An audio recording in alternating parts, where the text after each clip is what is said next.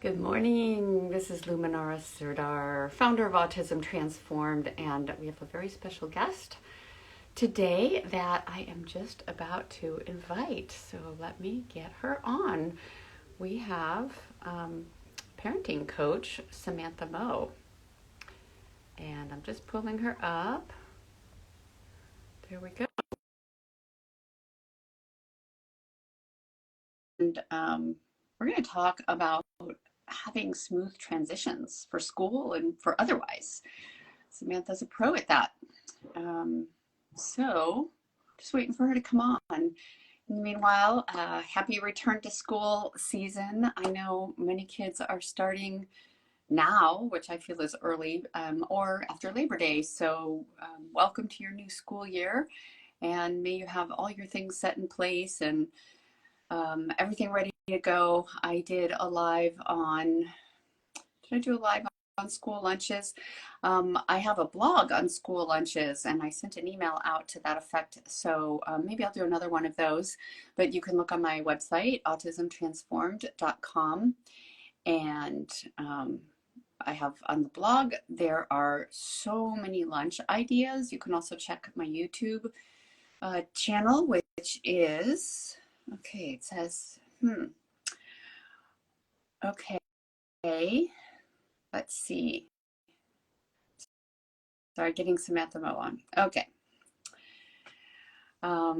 Yeah, so I have lots of lunch ideas for healthy lunches for schools and lots of other things on the blog. But let's see if Samantha's on here. Request to join. Here we go. Come on, Samantha.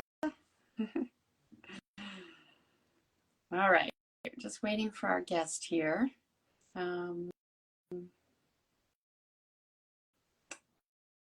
Why is she not able to join? Okay, we're just waiting a moment for her. Samantha's going to talk about having smooth back to school transitions. Hopefully without anxiety, without aggression, without all the usual transitional stuff, the rigidities. Come on, Samantha. It says she's unable to join. Let's try it again. Not sure what you're, yeah, you joined, all right.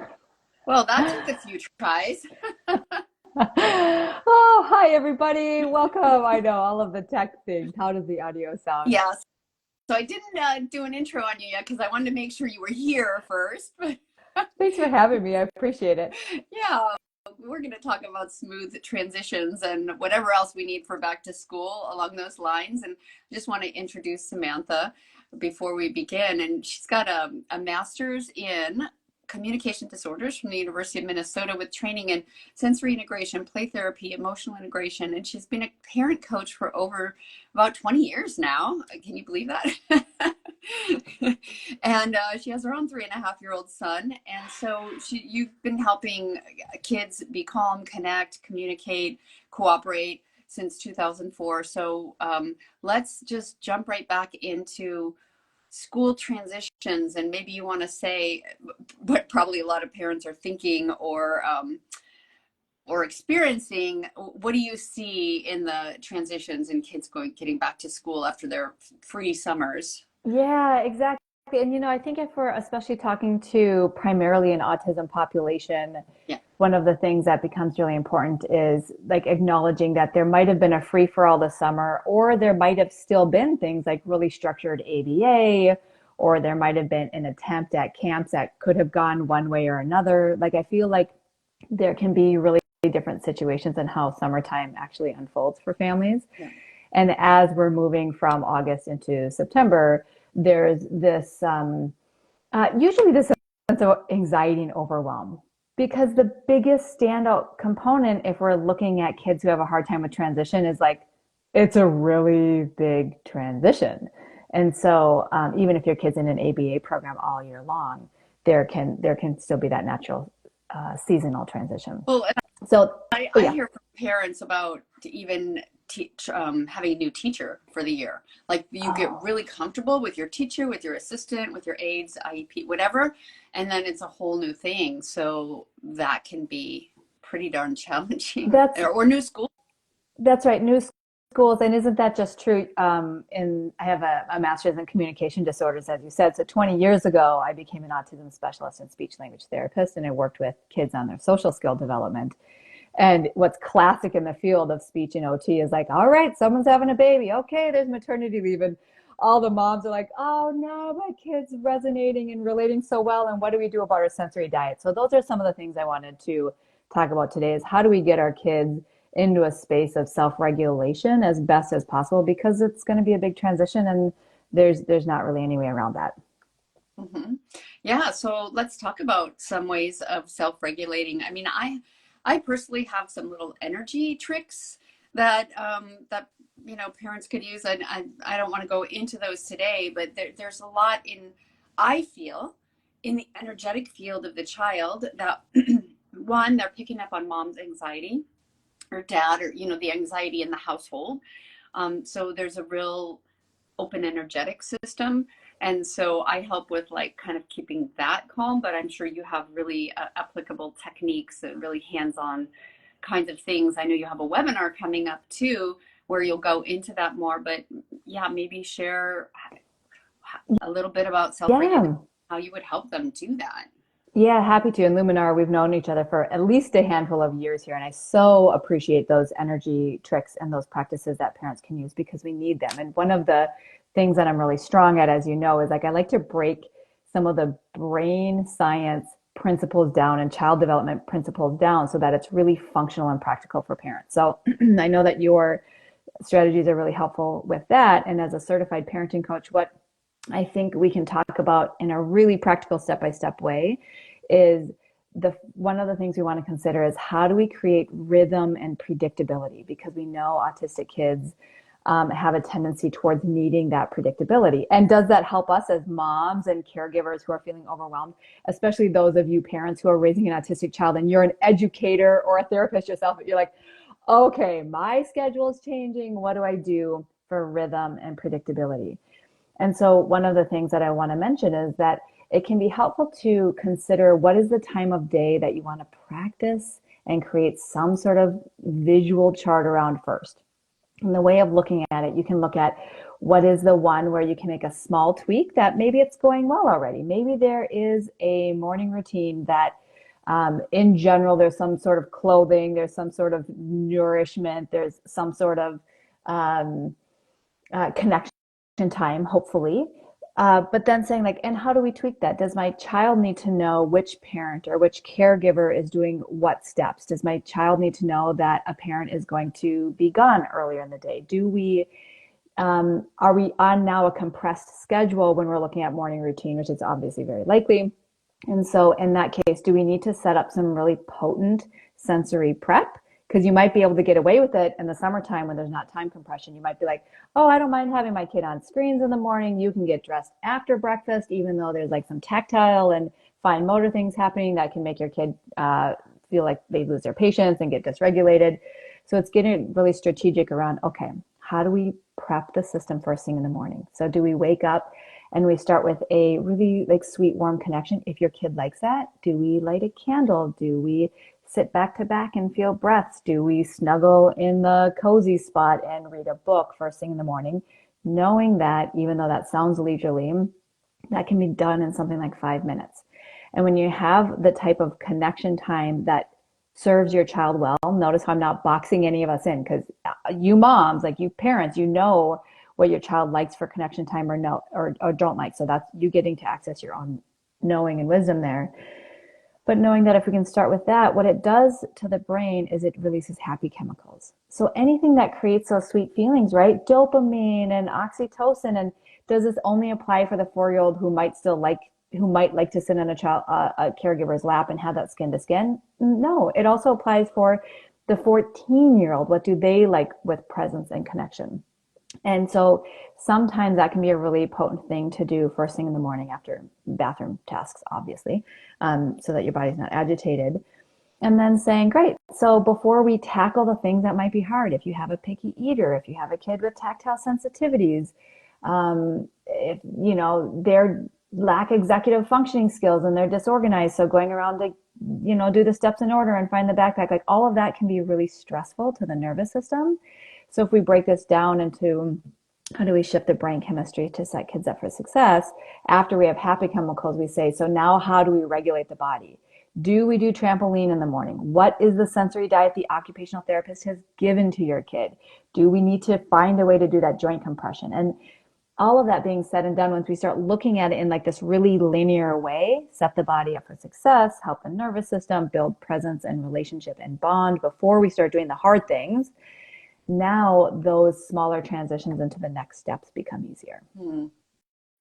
That makes so much sense to start with the happy chemicals. I never even thought of that because my son was a let's connect at 11 o'clock at night kind of kid and didn't want to talk during meals and, you know, didn't want to connect. He was very focused on what he was doing. And so we didn't, you know, that wasn't a part of, I wish I knew this. That wasn't a part of our routine. Yeah.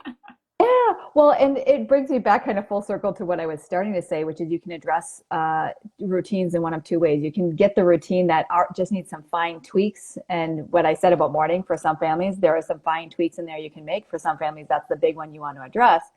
And then the other one is really address the routine in a big way. So if you don't have something that's set up that helps your kids set up for success, then addressing that. So maybe the morning routine is the hardest, or maybe the afternoon or evening routine is the hardest. So similarly, I like to go through this in a really practical way and not judge, right? Like if your kid's ready to connect at 11 p.m. and that works for you, it's kind of like the co-sleeping conversation when people are like, do I do it? Do I not do it? It's like, I don't know. How does everybody get the best sleep? Because maybe that can guide you. Mm-hmm, mm-hmm. So even talking about nighttime routine, there are so many things that are changing with the coming school schedule potentially. But you know, in general, there's those five things that have to happen in the morning, and there's those five things that have to happen at night too. So rules of thumb, I think you and I have some similar philosophy around things like Wi-Fi and Bluetooth and screen time. Like we have both done some studies and have understanding and anecdotally in working with families that those things can ramp kids up. It ramps up the fight or flight stress chemistry. It creates, again, from a child development perspective, if we look even at cartoons, bright colors and cute voices and funny things that are happening, all of that creates a baseline level of stimulation in terms of like neurological activity, not even to mention fight or flight or sensitive to those waves or things like that, or the blue light, which can like get in the way of circadian rhythm and really alert you at night instead of helping melatonin come in and like calm you down to drift off into sleep. So knowing that like even these like stimulating things that look really fun, of course there are moments where I hear this from caregivers raising an autistic child in particular, like I have to rely on YouTube. This has to be one of our tools as a transition strategy. I'm never going to say like, no, absolutely not. And what I am going to say though is, so let's look at where is it working for you and your child and where is it working against you. So during the school time routine, it might be worth saying, or excuse me, the back to school prep routine, it's looking at the nighttime and saying like, okay, as best we can, screen time is done before dinner. And then after dinner becomes something like family playtime or some sort of connection time. We got to move in some sensory time as well because now there's calories and the brain is alert from food, hopefully from some good nourishment. And then we begin the wind down things. Then we begin not just the general like brush your teeth, get your PJs on, clean up, but more like, okay, did we slow things down with our child? Did we shift our adult schedule after dinner time to prepare for a slow moving to wind down rhythm? So that might look like sometimes dishes happen after the kid's in bed. Sometimes the dishes happen for 10 minutes after eating, and then it's family time. Can we get fresh air? Can we get grounded? Can we see the light change with our own eyes by being outside and we notice that it's starting to get a little bit dimmer? The thing about slowing down and wanting our kids to have a shortened nighttime routine is that they often need us to be present if we're taking screen time away.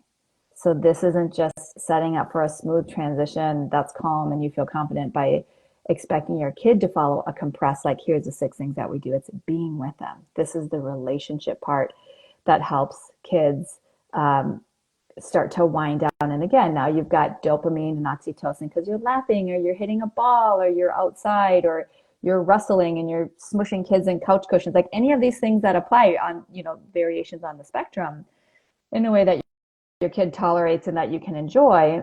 And then you start the wind down. And the wind down, is probably, maybe I should say more like prepping for bed. It's like half an hour. Can you put on what works for your family? Is there an essential oil diffuser of lavender? Make sure all the lights are off in the house if there's still natural light coming in, or dim.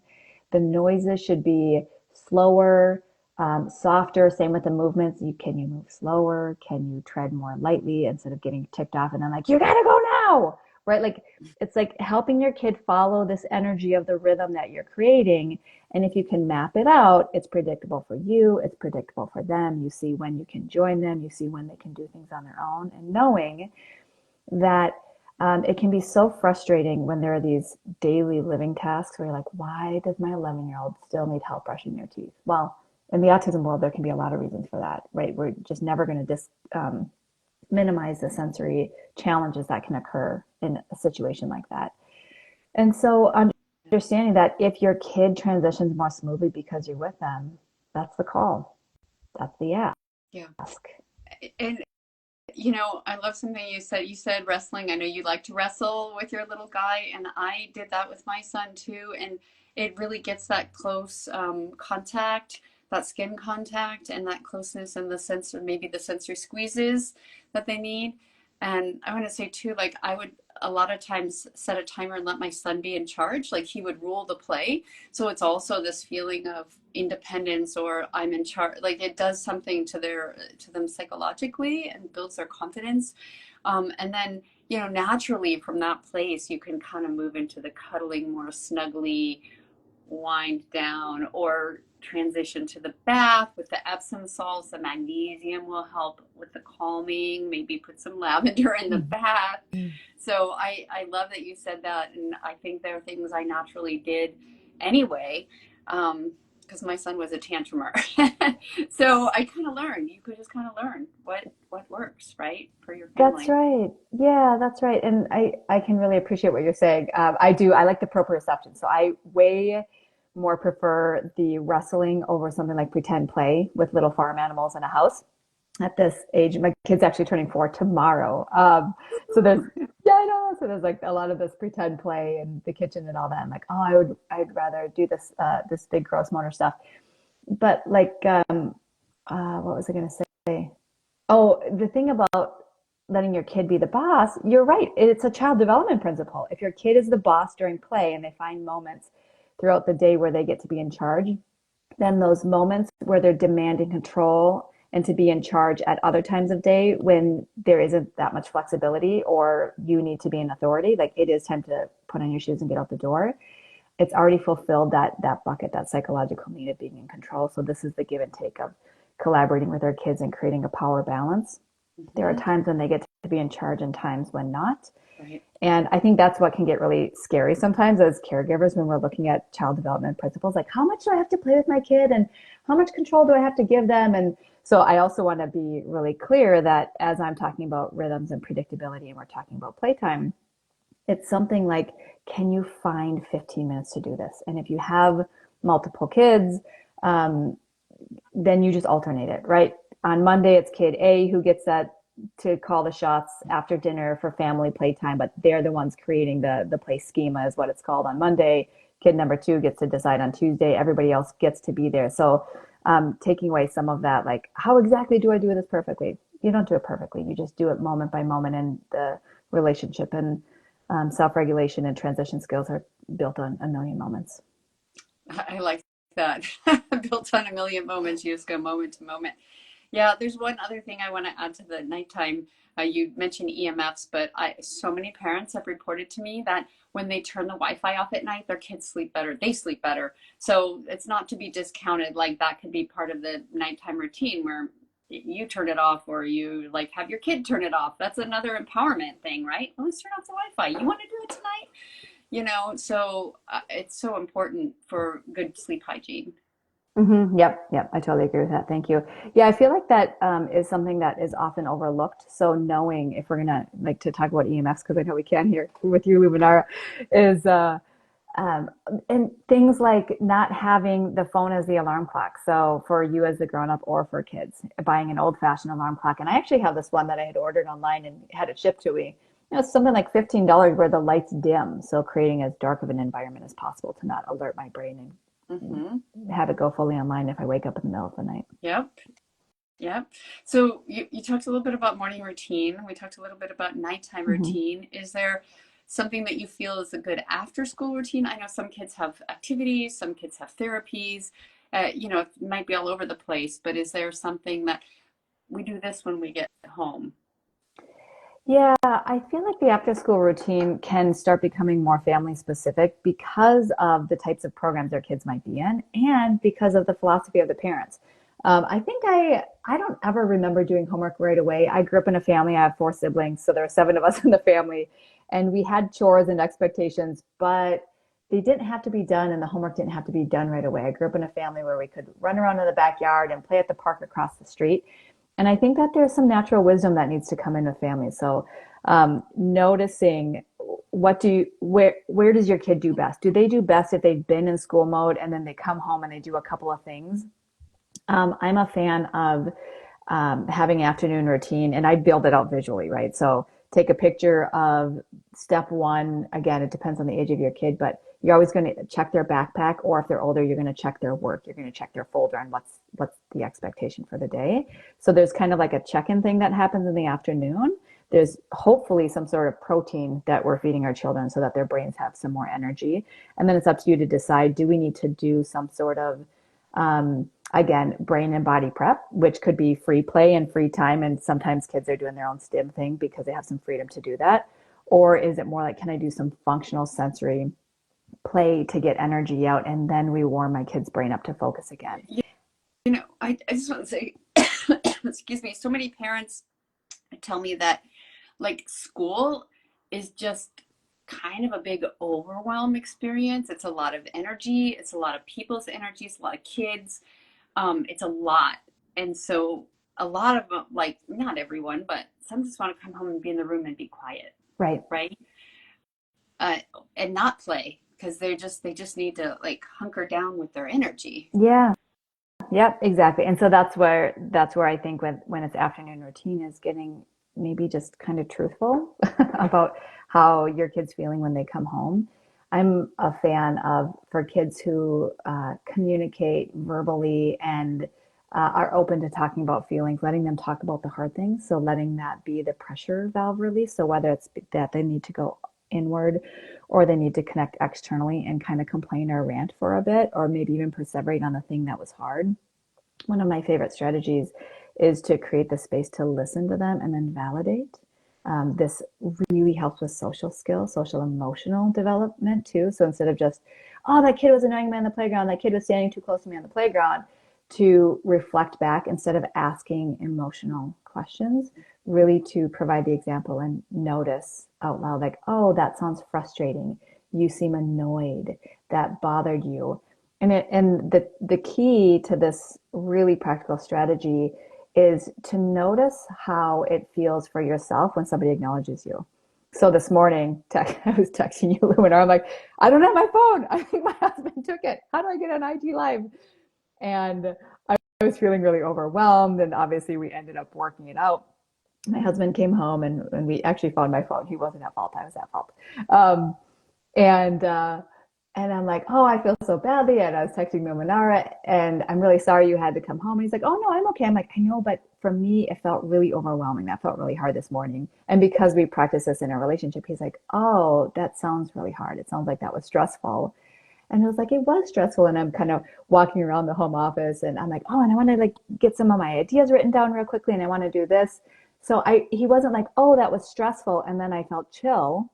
I still felt some stress. So know that when your kid's ranting or they're complaining about something, they're going to let it out, but it doesn't mean it goes away instantly.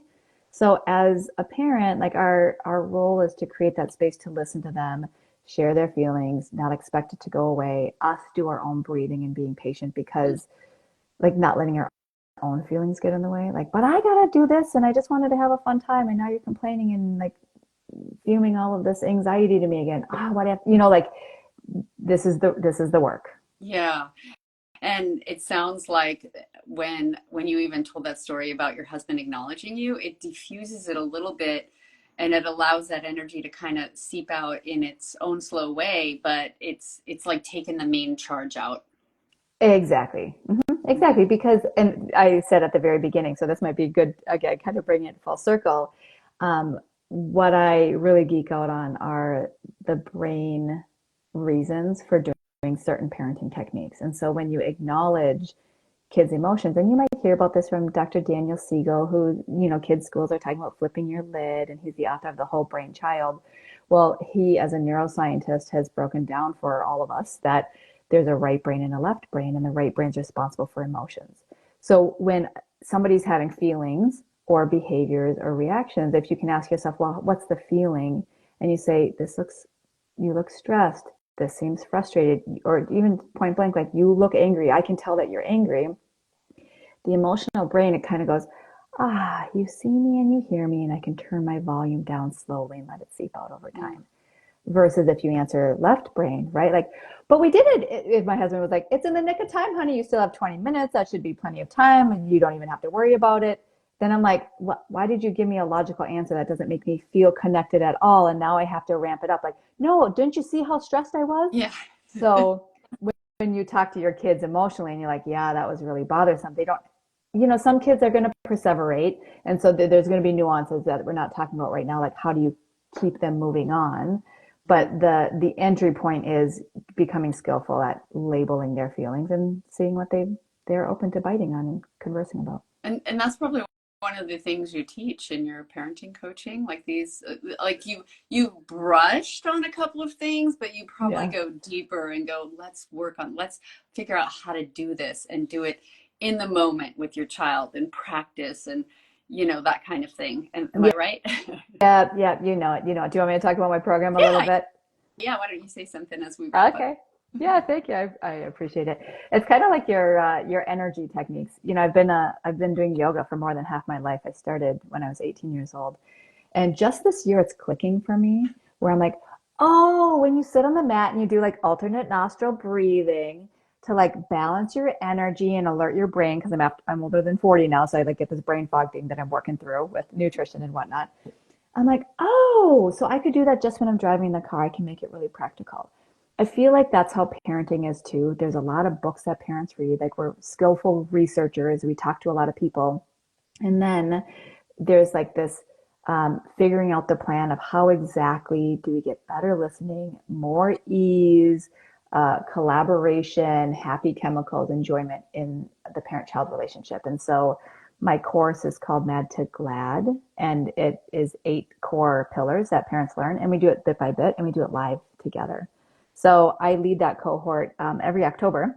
It's an intensive that lasts once a week for 8 weeks, and then there's 6 months of ongoing coaching support so that we're doing it together and we're really transforming things instead of just it being knowledge. But the step before that is, while I love talking about brain-based parenting tools and having people incorporate in their lives week by week, next week on Wednesday, I'm teaching this Set You Up for School Success webinar, and I'm going to talk about more than what we talked about today. So this is just a free offering if anyone's interested. I want to talk more about our feelings as parents because we create so much space for kids, and I can rattle off strategies like that, as you just heard for the last 25 minutes. But what I want to talk about is okay, and what does it really mean to care for us? Because we go through these moments of feeling like a failure because we know all this stuff, and then our kid still has a meltdown.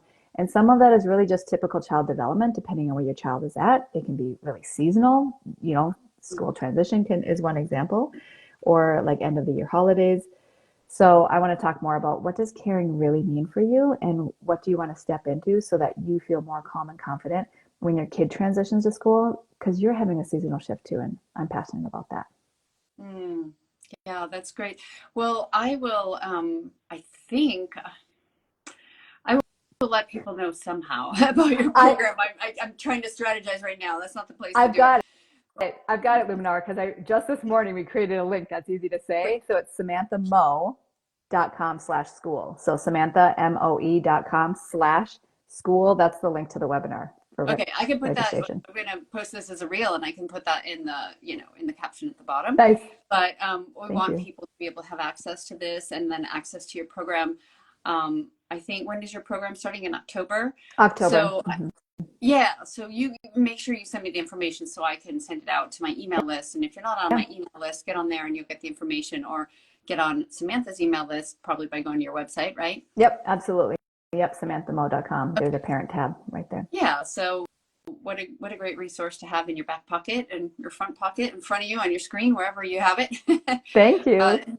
yeah, thank you so much for coming on and sharing those strategies. It's so helpful because we get so distracted and pulled in different directions nowadays. I think everyone has ADD just because that's our society. We're set up like that. And so really coming back in and noticing and using some tools like you can provide for parents is what we need. Yeah, thank you. We'll flip seats. I'll interview you and have you in talking to my people too soon. Sure. Thank you, Luminara. Yes, thank you so much for being here, and everyone who joined. And I'll make sure we get that link in the caption. So everyone, have a great start of your school year. That's right. Okay. Bye. Bye.